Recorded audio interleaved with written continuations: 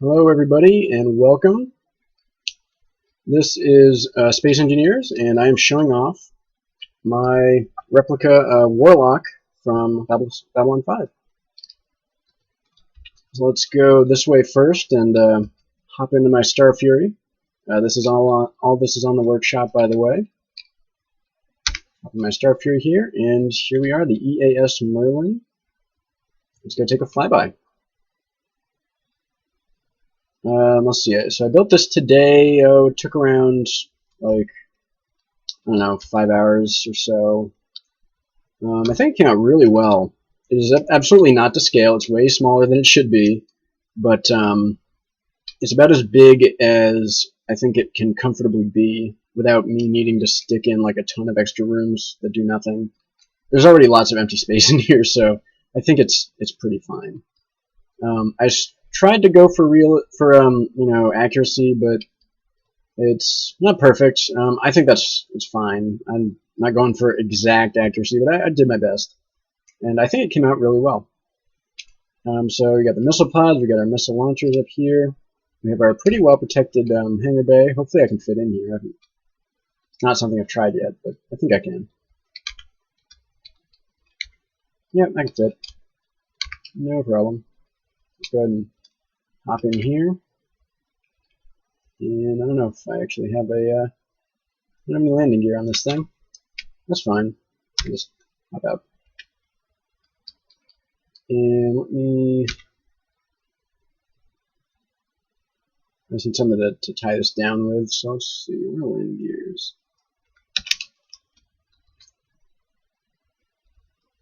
It's really good.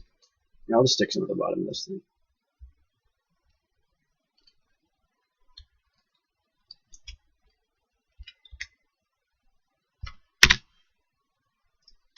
Here, that'll do it.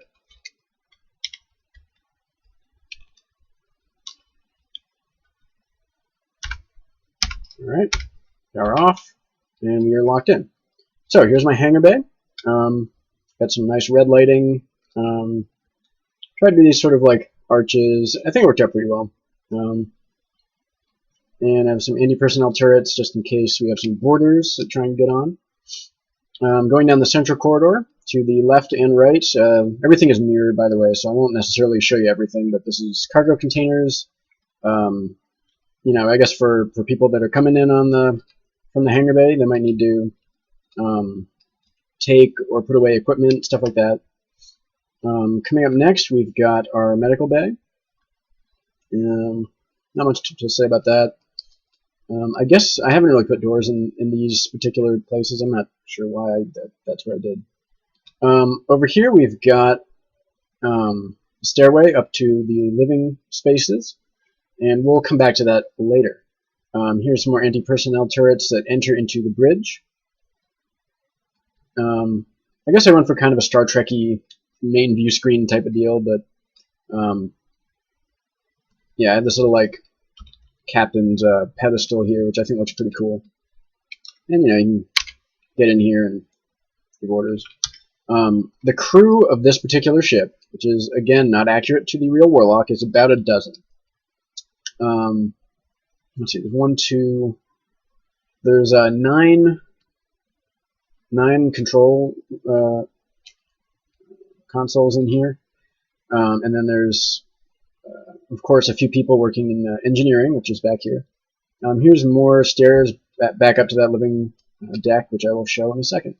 So yeah, here's some more. We've got 2 more consoles, and here's my main engineering. It's got 2 giant generators connected with connectors and nuclear reactor access right there. Not the best, but I kind of wanted to not have anything with rotors or anything spinning, just because I want to be able to copy and paste this around.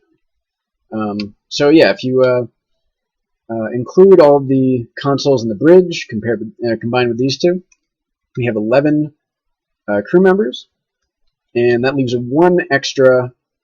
So I have a dozen crew quarters, so that leaves 1 extra personnel in case we need a pilot or if we need a replacement of somebody. So this red door is an airlock to the rear of the ship. This is more cargo containers. I guess this is like a storage area. I messed up the coloring a little bit here. I'll fix that later. You see a nice view of the port missile pod. Moving right along, we have an empty room. My guess is this is kind of like a recreation room or something like that, a meeting room. Over here we've got, delete that, we've got our mess hall. There's some chairs, people to hang out in, nice window.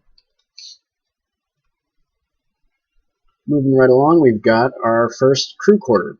So this is a cabin. It's got a bed, and it's got a console or desk or whatever you need to call it. Some people want to do some work or access the ship net or look at messages while they're in their quarters. Got some chairs. This I like using conveyors as like a closet or storage thing or something like that. And nice view out of here. So all of these quarters are identical. They're the same layout. You can see another one. Yeah, they're all the same. This is probably the best one. These will be for the captain, first officer, but they're pretty much identical too. And you get a nice view out of the front. So moving right back here. Oh, did I miss it? Where is... Here we go. Alright, found it. So, yeah, and it's mirrored on that side, so that's our dozen crew cabins. Let's go back to the bridge and see how the ship handles. So here is the Warlock in its full glory.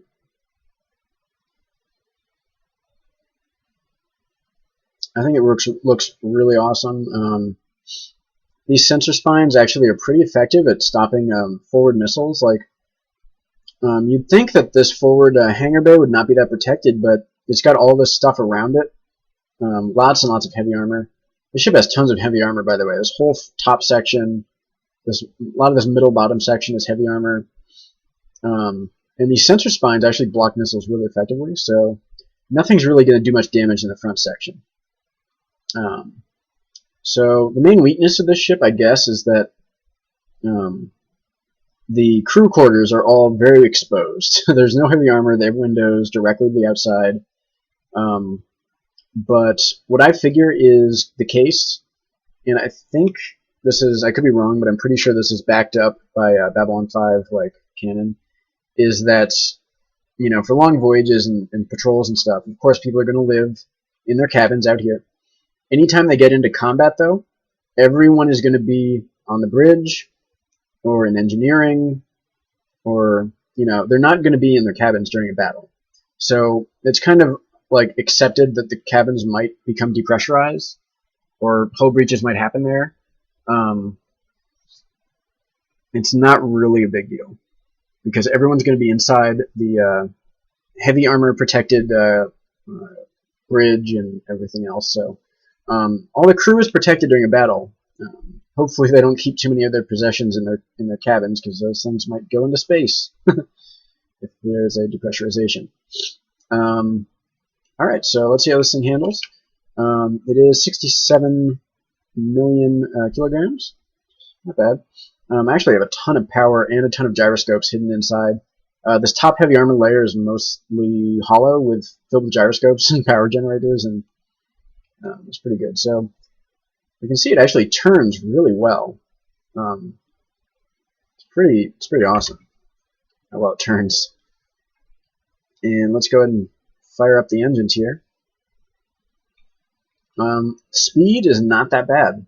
I wish it could be a little faster because my power generation is like 10%, but there's not really any other place to put engines on this thing, I guess, and still, it goes pretty fast for how massive and armored it is. I'm pretty impressed. Yeah, we're up to 15 right now. I'm toying with the idea of putting a gravity boost system in here just to make it get a little faster initially. So that is something I'm considering. And let's go ahead and check out our missile launching ability. let's aim at this red ship here, and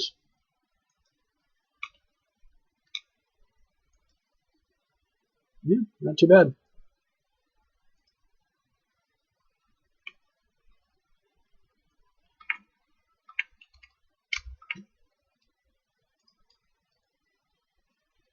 Ooh. Okay, so I had too much momentum there, and it looks like my missile launchers were destroyed. If you fire the missiles with too much momentum, the missiles will actually just impact stuff next to them, which really kind of sucks. But what are you going to do? I wonder if the front one's intact. Okay, the front ones are still intact, so I can still use those. Yeah, I do have some backups. The main amount of damage that this thing deals is not from its missile launchers. It's from the turrets. So yeah, here's some damage to the red ship here. Turn on the inertial dampeners and slow down a bit. So yeah, I'm firing out of these front missile launchers right now. These would ordinarily, of course, be the particle cannons, but the beam cannons. But sadly, that is not a thing in this game. But I can do pretty good damage with these missile launchers. These side missile launchers really, I mean, they're already destroyed, but they don't do that much in general. I guess I could make them bigger, I guess, but I'm just not that impressed with them. The main damage dealers on the ship are these rocket missile turrets. So yeah, if I set these things to like 800 range, they just start massacring stuff. As you can see, they're pretty effective. They're already like firing at this debris here. So yeah. Anyway, that is the Warlock, and let's go ahead and see if my Star Fury can actually survive launching out of this thing with the missile launchers intact. Probably not, but let's see what happens.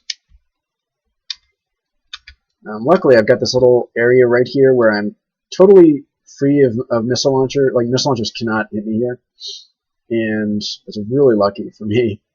So I do have some room to get up to speed here. And I'm already dead. So that is the Warlock, and you can see it's delivering a lot of pain to these fighters. Hope you enjoyed. Check it out in the workshop. Thanks.